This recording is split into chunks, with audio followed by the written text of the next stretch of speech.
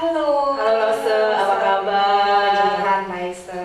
Oh iya, adik-adik, apa kabar? Selamat hari Minggu. Adik-adik. Kita udah siap ya mau sekolah minggu adik-adik? Semuanya sudah mandi? Udah pakai baju yang rapi dan bersih belum? Udah ya.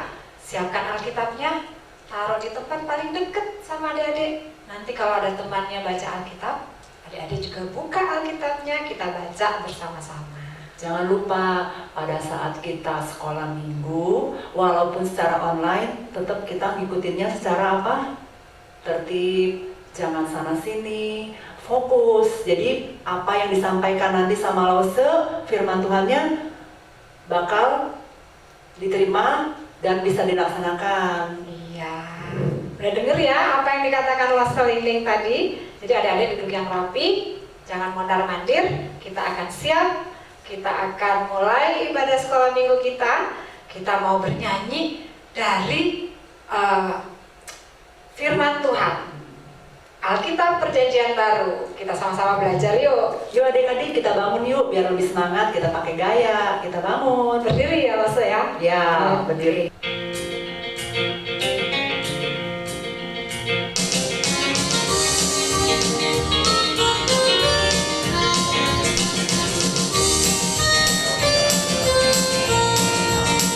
Matius, Markus, Lukas, Yohanes, Kisah Rasul, Roma, Korintus, Galatia, Efesus, Filipi, Kolose, kedua Tesalonika, 1 dan 2 Timotius, Titus, Filemon, Ibrani, Yakobus, Petrus, tiga Yohanes, Yudas dan akhirnya Wahyu. Ya, kita ulang sekali lagi ya.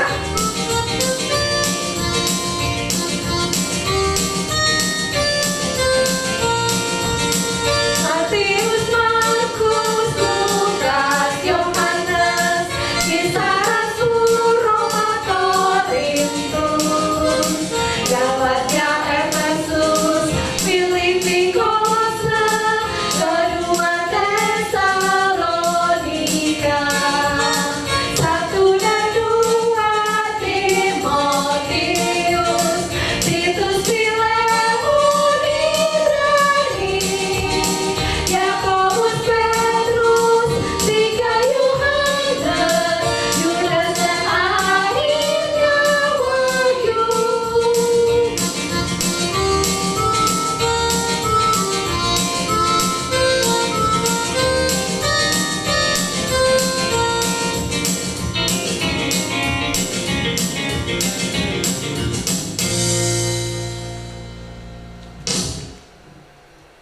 Mari adik-adik, sebelum kita mulai ibadah sekolah minggu ini, kita berdoa dulu ya. Lipat tangannya, tutup matanya, mari kita berdoa. Tuhan Yesus, terima kasih atas hari ini. Kami mohon penyertaan-Mu ya Tuhan untuk ibadah, walaupun secara online. Pimpin ibadah sekolah minggu ini dari awal, pertengahan, sampai akhir. Terima kasih ya Tuhan atas semuanya. Kami mohon supaya kami semua bisa konsentrasi dalam mengikuti ibadah. Dalam nama Tuhan Yesus kami berdoa dan mengucap syukur. Amin. Amin. Adik-adik, kita akan mendengar firman Tuhan yang akan disampaikan oleh Lause Melani. Tapi sebelum kita mendengar firman Tuhan, mari kita sama-sama angkat pujian. Kita persiapkan hati kita untuk mendengar firman Tuhan. Lagunya apa, Lause Lingling? Mari masuk. Mari masuk. Yuk kita sama-sama nyanyi.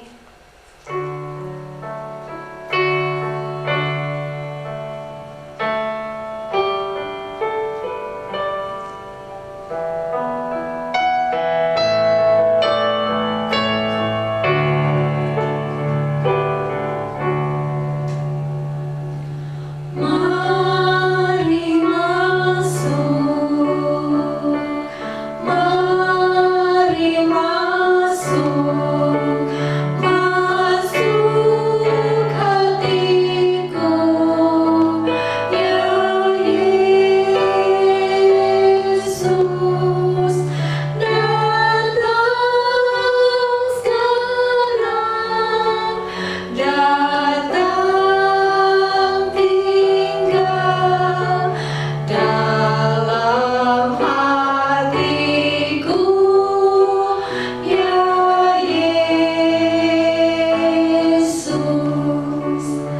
Jadi kita nyanyi dengan sikap doa.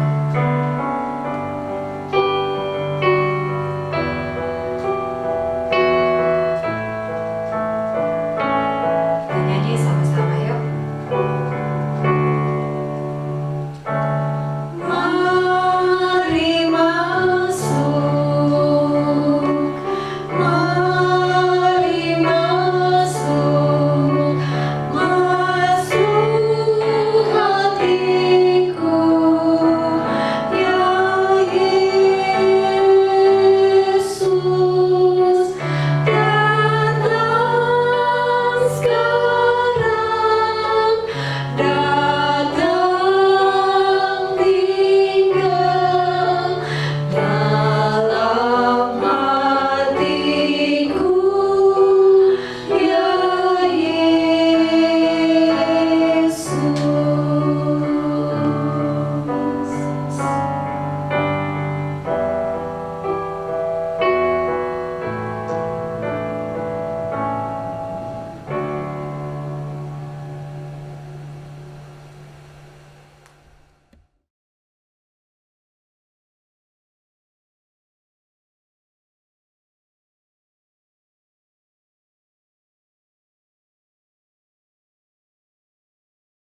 Halo, selamat hari Minggu adik-adik. Bertemu lagi dengan Lause di Sekolah Minggu Online GKI Kota Modern.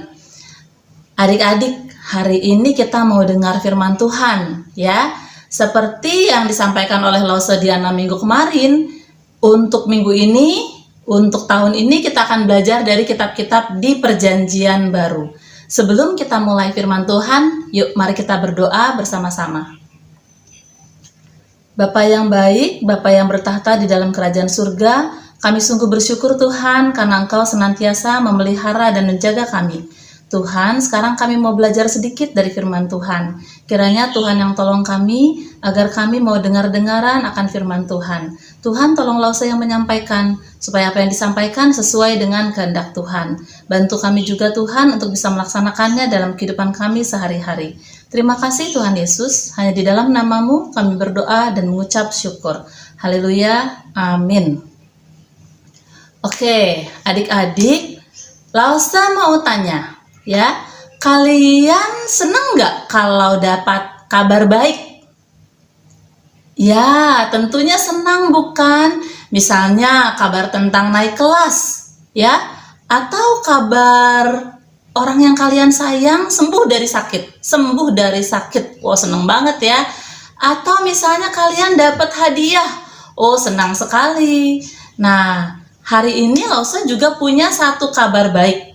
Tapi kabar ini bukan hanya kabar baik, tapi luar biasa baik. Kabar apa itu ya? Nah, sebelumnya Lause ingin ajak kalian untuk melihat video berikut ini. Mari kita saksikan bersama-sama.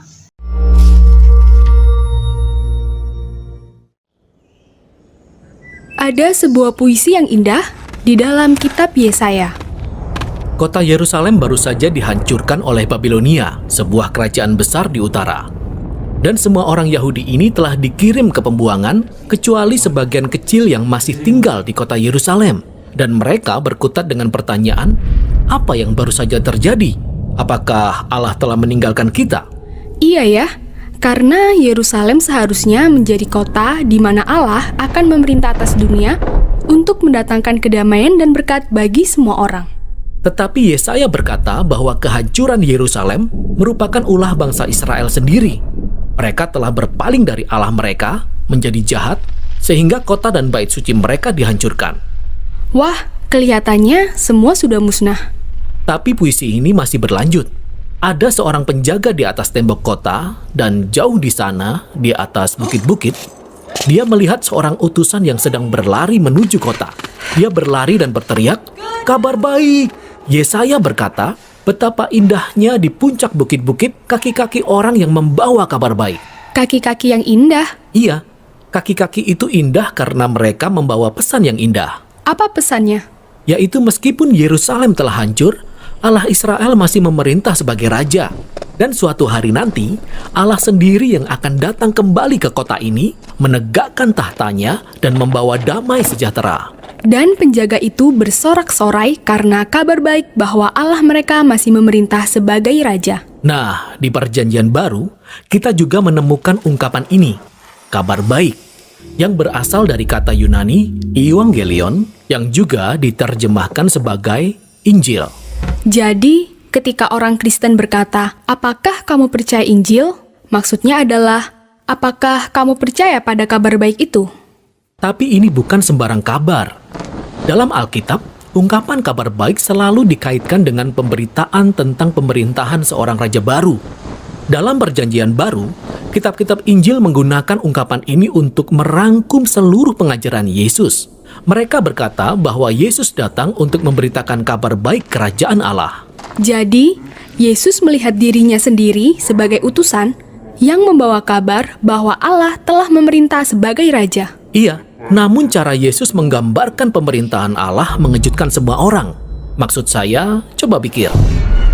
Kerajaan yang sukses dan berkuasa seharusnya kuat dan mampu memaksakan kehendaknya dan mengalahkan musuh-musuhnya. Namun Yesus berkata, orang yang terbesar dalam kerajaan Allah adalah mereka yang terkecil, orang-orang yang mengasihi dan melayani orang-orang miskin. Dan ia berkata, kamu akan hidup di bawah pemerintahan Allah ketika kamu membalas kejahatan dengan mengasihi musuh-musuhmu dan mengampuni mereka serta mencari perdamaian. Jadi kerajaan ini terbalik dari kerajaan dunia. Lalu Yesus juga berkata bahwa kerajaan ini datang bersama-sama dengan Dia. Iya, sebagai contoh, ada kisah yang sangat menarik tentang seorang perwira tinggi Romawi. Dia datang memohon kepada Yesus untuk menyembuhkan hambanya. Dia bahkan menyebut Yesus sebagai tuannya, mengakui Yesus sebagai otoritas dalam hidupnya. Yesus memuji pria ini karena ia mampu melihat apa yang orang lain belum lihat. Yaitu Yesus bukan hanya memberitakan kerajaan Allah, tetapi dia juga adalah seorang raja. Maka tersiar kabar, ada seorang Yahudi dari Galilea yang berbicara dan bertindak seakan-akan dialah Raja Israel. Dia mengangkat 12 murid sebagai gambaran dari 12 suku Israel. Dia menyembuhkan banyak orang dan mengampuni dosa-dosa mereka. Semua ini menjadi ancaman besar bagi para pemimpin Israel, sehingga akhirnya mereka memutuskan untuk membunuh Yesus. Namun Yesus membiarkan mereka melakukannya. Ini tindakan yang aneh jika dilakukan oleh orang yang sedang berusaha menjadi raja. Benar sekali. Namun bagi Yesus, inilah yang harus terjadi. Yesus melihat dosa dan kehancuran umatnya Israel hanyalah sebagian kecil dari keadaan seluruh umat manusia yang telah memberontak terhadap Allah dan mengakibatkan tragedi dan kehancuran seluruh dunia. Jadi bagaimana cara Allah memerintah atas dunia yang seperti itu? Yesus percaya ini bisa dilakukan dengan tindakan kasih yang berkorban bagi musuh-musuhnya. Itulah mengapa dalam kitab-kitab Injil, peristiwa penyaliban Yesus digambarkan sebagai penobatannya sebagai raja orang Yahudi. Ya, dia menerima sebuah mahkota dan juga sebuah jubah. Dia ditinggikan tetapi bukan di atas tahta, melainkan di atas kayu salib. Oh, betapa indahnya kaki-kaki yang membawa kabar baik. Kabar baiknya sekarang adalah Yesus telah mengalahkan maut dan dia memerintah sebagai raja. Dia sendiri yang telah menanggung dosa dan kebejatan kita dan menaklukkannya dengan hidupnya dan dengan kasihnya. Dan kemudian Yesus mengutus para pengikutnya untuk pergi dan terus memberitakan kabar baik tentang kerajaan yang terbalik dari kerajaan dunia itu. Dan juga untuk mengajak semua orang menyatakan kesetiaan mereka kepada Yesus, Sang Raja, yang telah mengalahkan maut dengan kasihnya. Jadi, kabar baik apa itu adik-adik? Ya, kabar keselamatan, yaitu anak Allah datang ke dalam dunia untuk menyelamatkan orang berdosa. Dan hal ini disampaikan melalui kitab Injil. Apa sih kitab Injil itu? Adik-adik ada yang tahu? Kitab Injil adalah 4 kitab pertama di dalam Perjanjian Baru yang terdiri dari kitab Matius, Markus, Lukas, dan Yohanes. Nama kitabnya pun diambil dari nama keempat penulisnya. Dan tokoh utama dari kitab Injil adalah Yesus Kristus. Nah, adik-adik, keempat orang pilihan yang menulis kitab Injil ini diilhami oleh Roh Kudus untuk mencatat kehidupan dan pengajaran Yesus dengan menggunakan kepribadian dan cara pandang mereka masing-masing untuk menekankan hal-hal yang spesifik mengenai Yesus. Nah, ketika kita mempelajari keempat kitab Injil, itu akan memberikan kita pemahaman yang lebih utuh mengenai pribadi dan karya Yesus Kristus. Sekarang Lause akan menjelaskan sedikit mengenai keempat kitab ini, ya. Adik-adik bisa sambil buka Alkitabnya dari Perjanjian Baru, ya. Dimulai dari kitab Matius, oke? Yang pertama adalah kitab Matius. Matius dipanggil dari pekerjaannya sebagai seorang pemungut cukai. Lalu dia mengikuti Yesus dan menjadi murid Yesus. Injil Matius menekankan bahwa Yesus menggenapi nubuat-nubuat Perjanjian Lama dan dia adalah Mesias serta Raja yang Allah janjikan untuk diutus. Injil Matius dimulai dengan silsilah Yesus. Dia adalah anak Daud, anak Abraham. Mengapa? Yaitu untuk menunjukkan bahwa Allah menggenapi kovenannya dengan Abraham dan janjinya kepada Daud bahwa seorang dari keturunannya akan menjadi juru selamat atau raja. Oke? Nah, sekarang kita menginjak kepada kitab yang kedua, yaitu kitab Markus, ya. Kitab Markus atau Injil Markus ditulis oleh seorang bernama Markus. Tadi Lause sudah sebutkan ya, sesuai dengan nama penulisnya. Markus itu adalah seorang percaya dari jemaat Yerusalem dan kemudian melayani bersama Paulus dan Barnabas pada perjalanan misi pertama mereka, dan kemudian ia bekerja bersama Petrus. Catatan sejarah mengatakan bahwa Petrus adalah sumber utama dari kesaksian Markus mengenai Yesus. Jadi Markus ini memulai Injilnya dengan peristiwa Yohanes Pembaptis, di mana Yohanes Pembaptis mempersiapkan jalan bagi Yesus dan dia adalah orang yang membaptis Yesus. Nah, Injil Markus ini berfokus pada apa yang Yesus perbuat daripada apa yang Yesus katakan.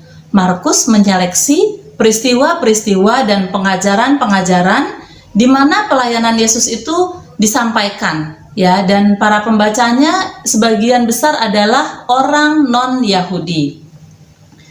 Oke, sekarang kita ke kitab yang ketiga, yaitu kitab Lukas, ya. Lukas itu adalah seorang tabib Yunani. Dia adalah seorang terpelajar dan dia satu-satunya penulis non-Yahudi. Jadi dia satu-satunya yang bukan orang Yahudi, ya, yang menulis di kitab-kitab Perjanjian Baru. Lukas memulai Injilnya dengan peristiwa kelahiran Yohanes Pembaptis dan Yesus. Injil Lukas memperlihatkan belas kasihan Yesus dan menekankan kepada para pembaca non-Yahudinya bahwa Yesus adalah juru selamat bagi mereka yang terhilang, terlepas dari apapun etnis, jenis kelamin, atau status sosial mereka. Nah, sekarang kitab Injil yang terakhir atau yang keempat, yaitu Injil Yohanes, ya. Seperti adik-adik pasti udah banyak yang tahu, Yohanes adalah salah satu murid yang sangat dekat dengan Yesus. Dulunya Yohanes adalah seorang nelayan. Yohanes memulai Injilnya dengan menjelaskan bahwa Yesus adalah firman yang selalu ada. Allah menjadi manusia dan namanya adalah Yesus. Injil Yohanes menekankan bahwa Yesus Kristus yang sepenuhnya adalah Allah juga sepenuhnya manusia, yang merupakan kebenaran yang mendasar bagi karya penebusannya, di mana hal ini merupakan kebutuhan orang-orang berdosa untuk percaya kepadanya sebagai juru selamat. Nah, adik-adik, apa kalian tahu Siapa yang mengilhami para penulis untuk menulis apa yang mereka catat di dalam Injil? Ada yang tahu? Ya, Roh Kudus. Kita dapat mempercayai firman Allah karena Dia mengilhaminya dan Dia senantiasa benar, sempurna, dan kudus. Para penulis Injil mencatat kisah yang sesungguhnya mengenai kehidupan, kematian, dan kebangkitan Yesus, supaya orang-orang berdosa percaya bahwa Yesuslah Mesias, Anak Allah, dan supaya kamu oleh imanmu memperoleh hidup dalam namanya. Jadi, kita melihat bahwa baik itu Matius, Markus, Lukas, dan Yohanes, semuanya menuliskan siapa Yesus itu, Allah dan manusia, dan apa yang Dia lakukan untuk menyelamatkan umatnya dari dosa-dosa mereka. Roh Kudus memimpin mereka untuk memberikan penekanan yang berbeda dalam Injil mereka. Akan tetapi, mereka semua menulis dengan tujuan pokok yang sama, ya. Nah, Yohanes menyatakannya di dalam Yohanes 20 ayat 30 sampai 31. Mari kita baca bersama-sama. Salah satu teman kita akan membacakannya. Ya, adik-adik boleh baca di rumah dalam hati. Yohanes 20 ayat 30 sampai 31.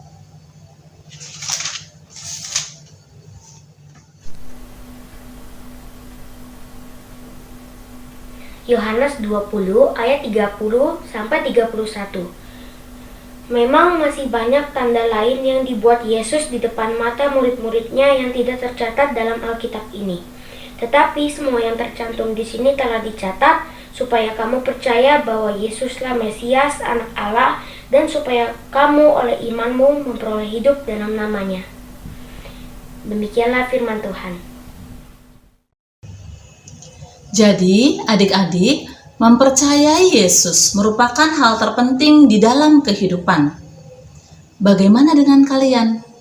Nah, siapakah Yesus menurut kepercayaan kalian? Lause ada satu slide, yuk kita lihat bersama-sama. Ya, di sini ada pertanyaan. Apakah yang aku percaya? Adik-adik boleh mencentang jawaban yang menurut adik-adik tepat. Boleh mencentang lebih dari satu. Ya, apa yang adik-adik percaya? Aku percaya bahwa Yesus adalah Anak Allah, Guru yang baik, satu-satunya juru selamat bagi orang berdosa, Mesias yang dijanjikan di perjanjian lama, Allah, Nabi yang lebih besar daripada Yesaya dan Yeremia, terakhir, Raja yang Allah janjikan untuk diutus. Nah, ayo, jawaban adik-adik apa? Boleh lebih dari satu. Karena ini online, Lause kasih jawabannya ya. Sebenarnya semua jawabannya benar.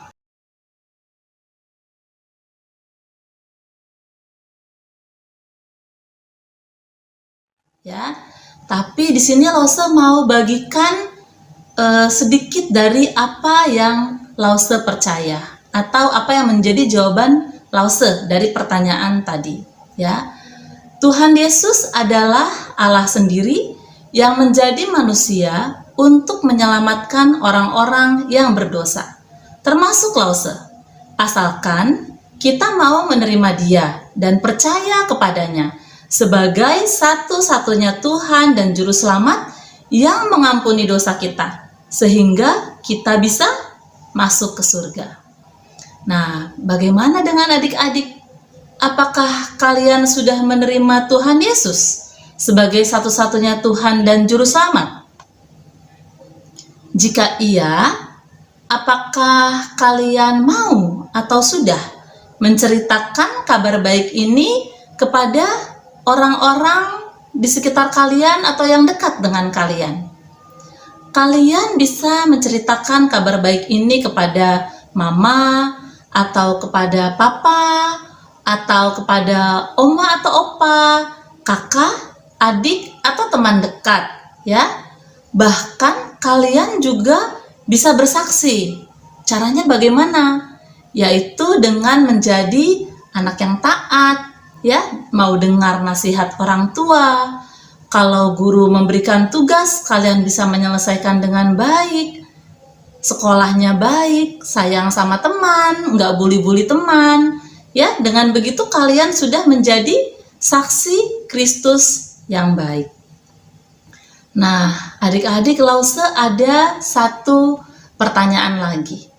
Menurut kalian, apakah orang-orang Kristen, tahu ya orang Kristen ya, yaitu orang-orang yang beriman kepada Yesus sebagai satu-satunya Tuhan dan Juru Selamat. Nah, apakah orang-orang Kristen ini bisa mempunyai banyak pertanyaan atau keraguan mengenai Dia atau mengenai iman mereka kepada Tuhan? Ya, adik-adik, jawabannya sebenarnya banyak orang Kristen yang kadang ragu dan kadang bertanya-tanya, ya. Tapi hal ini tidak berarti bahwa mereka tidak lagi menjadi orang Kristen. Kalau misalnya di antara adik-adik ada banyak pertanyaan atau ada banyak keraguan mengenai Yesus atau mengenai iman kalian kepada Tuhan, ya, tentunya kalian bisa mencari jawabannya di kitab Injil. Ya, kitab ini akan menolong kalian untuk bisa mengenal Yesus dengan lebih baik, menguatkan iman kalian kepadanya, dan bisa menolong kita untuk bertumbuh agar kita lebih serupa dengan Kristus melalui kuasa Roh Kudus. Jadi, Lause berharap adik-adik dapat meluangkan waktu untuk membaca kitab Injil, Matius sampai Yohanes. Adik-adik bisa baca misalnya satu pasal, satu hari. Atau kalau adik-adik mau lebih juga boleh, ya. Karena itu sangat bagus untuk membangun iman kita. Nah, sekarang Lause mau bagikan satu ayat hafalan yang diambil dari Yohanes 1 ayat 1 sampai 2, ya. Yohanes 1 ayat 1 sampai 2. Adik-adik sudah dapat Yohanes 1 ayat 1 sampai 2. Pertama kita baca dulu bersama-sama ya. Yohanes 1 ayat 1 sampai 2. Pada mulanya adalah firman. Firman itu bersama-sama dengan Allah, dan firman itu adalah Allah. Ia pada mulanya bersama-sama dengan Allah. Oke, kita baca satu kali lagi. Pada mulanya adalah firman. Firman itu bersama-sama dengan Allah, dan firman itu adalah Allah. Ia pada mulanya bersama-sama dengan Allah. Oke adik-adik, Lause harap adik-adik bisa menghafalkan ayat hafalan ini di rumah. Baik adik-adik, sekian firman Tuhan untuk hari ini. Sekarang Lause mau ajak adik-adik untuk berdoa. Tuhan Yesus yang baik, terima kasih untuk firman Tuhan hari ini. Terima kasih karena Tuhan Yesus mau datang ke dalam dunia untuk menebus dosa kami.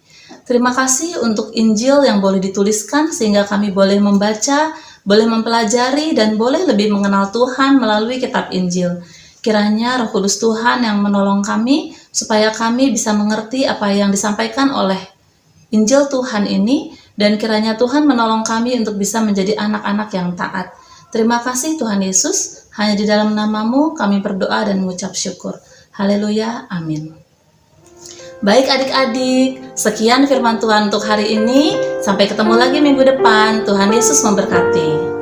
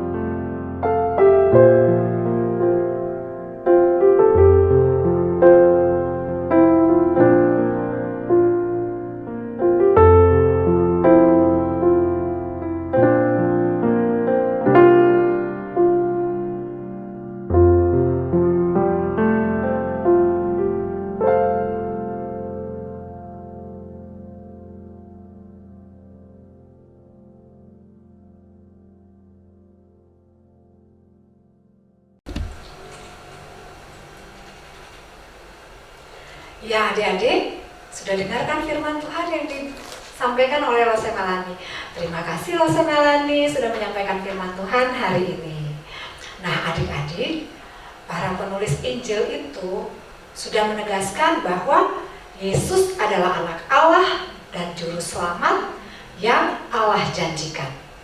Dan Roh Kuduslah yang mengilhami mereka untuk menulis apa yang Allah inginkan untuk umatnya ketahui. Mengenai siapa? Mengenai anaknya, yaitu Yesus Kristus. Tetaplah percaya dan sama-sama kita mengasihi Yesus Kristus sebagai Tuhan kita. Mari adik-adik, sekarang kita nyanyikan lagu dengan judul I Love You Jesus.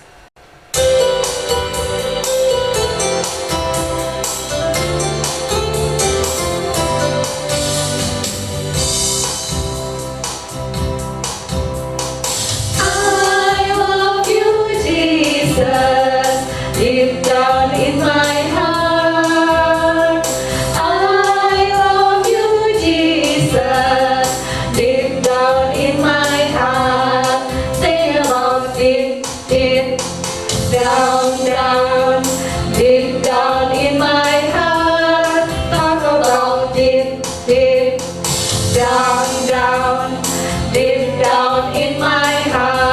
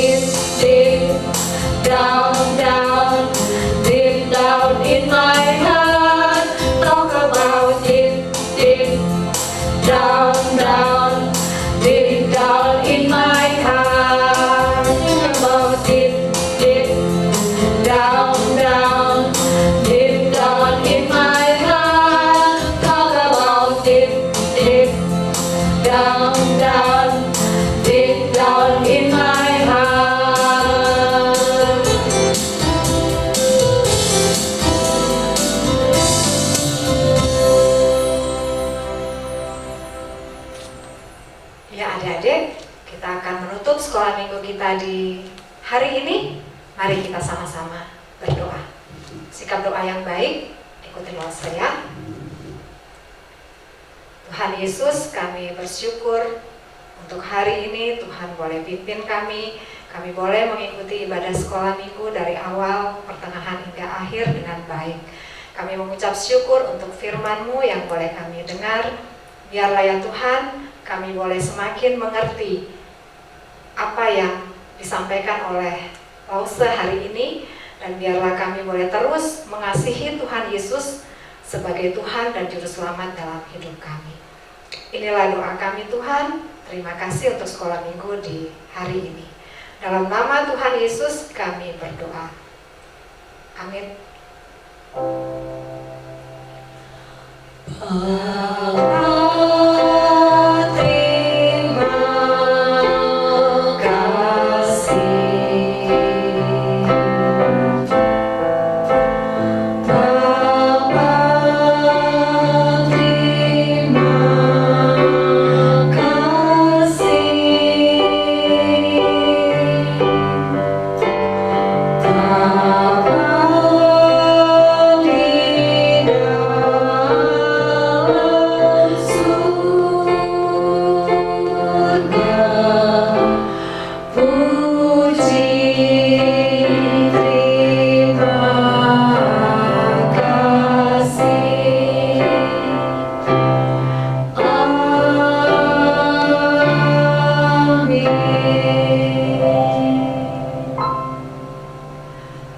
Selamat hari Minggu adik-adik.